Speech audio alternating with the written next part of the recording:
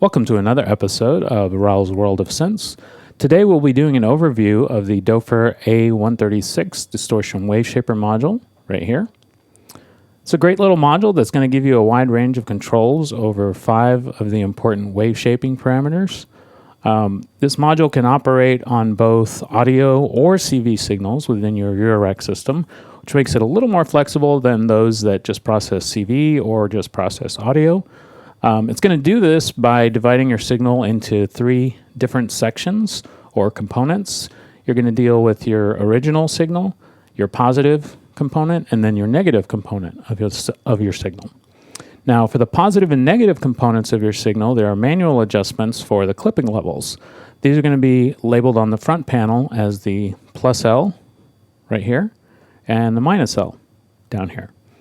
And one important thing to note about these is that these are going to go from 0 to 10, and then 0 to 10. Okay? Now there are also 3 potentiometers here that are going to be labeled with an A. So these are going to allow you to adjust the different amplification for the 3 components that we just mentioned. So at the top, you have a plus A, or the positive amplification of your signal.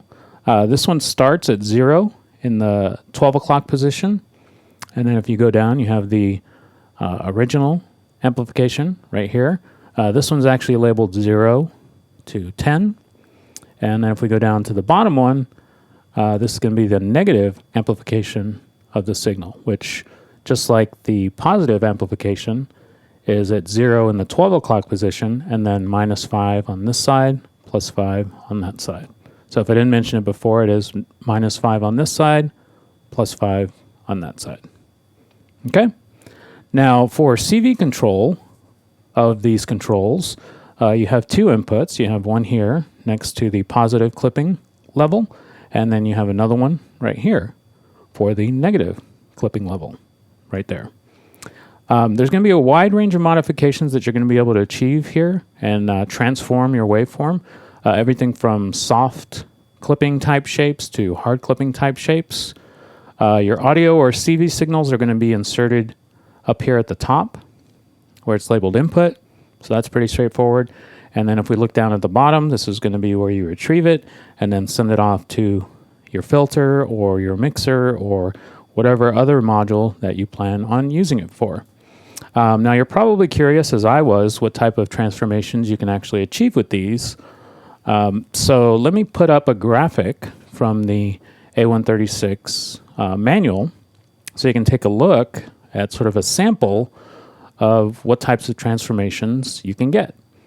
So as you can see, you can kind of get from the left side some sort of subtle transformations by adjusting the positive clipping level. And then all the way on the right side and in the middle, you can kind of get all these kind of different jagged to non-jagged to completely transformed shapes, triangles to pulses and sines to maybe triangles or something like that. So I thought it would be useful to kind of patch and see some of these just in our first video before we go into an audio demonstration in the next video. And as I was doing that, I ran into sort of a conundrum that I guess perhaps was not mentioned in the manual. So when I piped it in originally, I wasn't able to get my original signal coming out of here.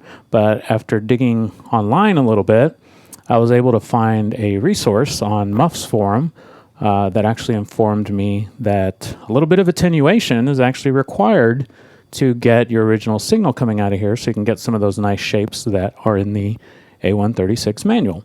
So I'm going to walk you through that just so you can kind of see why you need to do that. So that way you don't spend too much time sort of scratching your head and going, hey, why isn't this turning out the way I expected? So let's get this patch up, and let's start with a triangle wave so it's something easy that we can see. I'm just going to take this triangle wave right here, and I'm going to go into my A183-2 right there. This is set to attenuate right there. And I'm going to take the output from there, patch all the way in, go to the multiple right here, So this is going to multiply my signal so I can send it to a couple of different locations, one of them being the oscilloscope. So that's going to be this cable. So let me send it over to the scope, and you can have a look at that.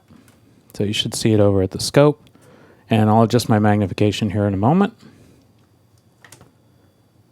But for now, what I want to do as well is take a copy of this and bring it over into my distortion Waveshaper.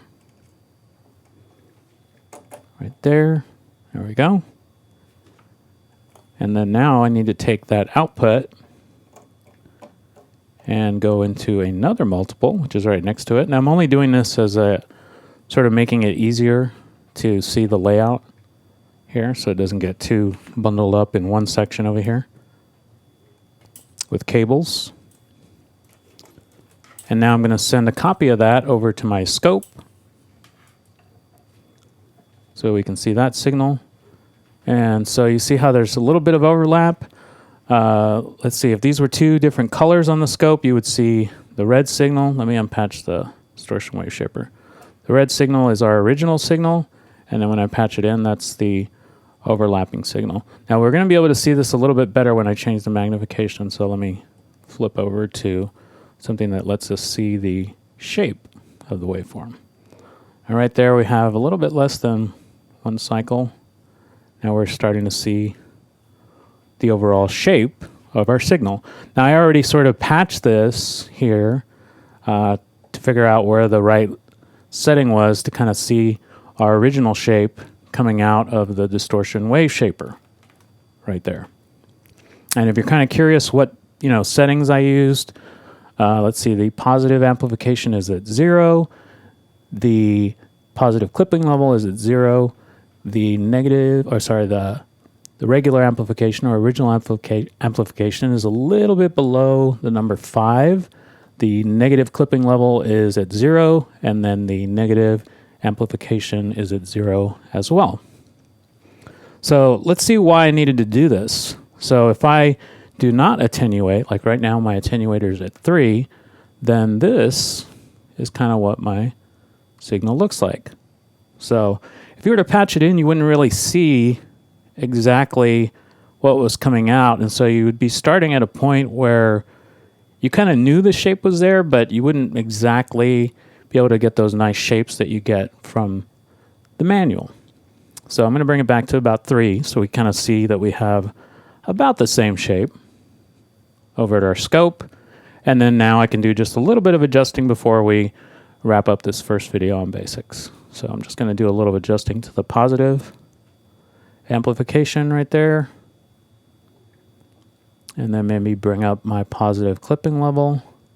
And you can see quite a new shape starting to appear right there. I'm just going to bring it up a little bit. And then now let me adjust the original amplification. I'm going to bring it down a little, or actually up to the 5 right there. And then now let me adjust the negative clipping level. So this should be just a minor adjustment, and I don't see a lot of, there we go. A lot of movement, there we go.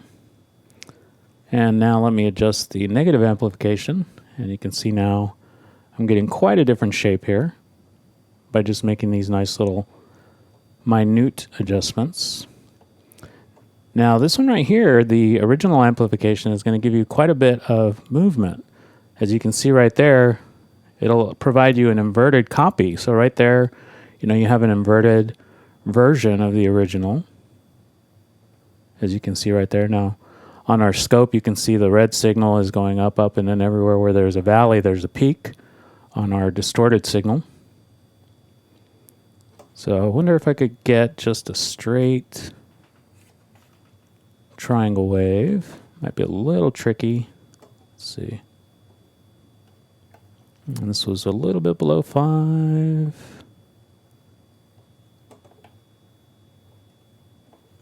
And let's see, that was at 0. Okay, we're getting closer. And then this guy a little bit below. Yeah, there we go. So now let me see if I can invert it. There we go. Took a little time, but I got there. So you have kind of an inverted version of the original signal. Now, that was all I wanted to do for the first video, so hopefully you found this useful and a little bit exciting. Hopefully you'll stay tuned for some of the upcoming audio demonstrations that I have planned for this. We may be doing a little bit of, CV modulation down the road a little bit, but first we're going to get to hear what types of sounds this module is going to produce. So stay tuned for that and keep on patching out there.